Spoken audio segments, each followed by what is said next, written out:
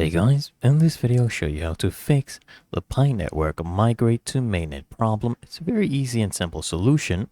First, of course, you need to make sure that you have completed your KYC verification, the know your customer verification. Make sure it is approved, okay?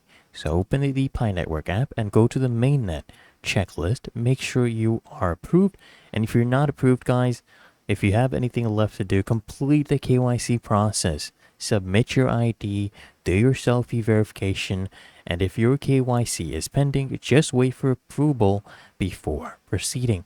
And then what you need to do is link your wallet to Pi mainnet.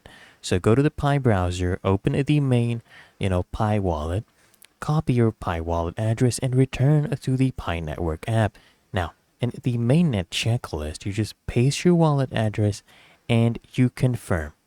Okay, and then you can just check for migration delays because Pi network migrations happen in batches.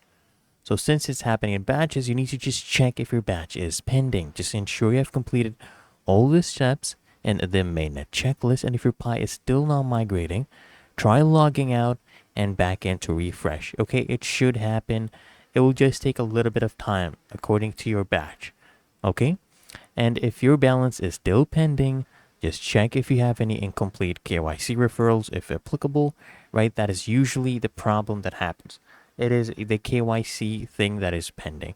So just verify that your Pi wallet is correctly linked to your Pi account. Just restart the app and check if your balance updates. And if you still need help, guys, go to the Pi app, go to help and support, and reach out to them. Or you can go ahead and join the Pi Network official Telegram or Twitter to check for updates.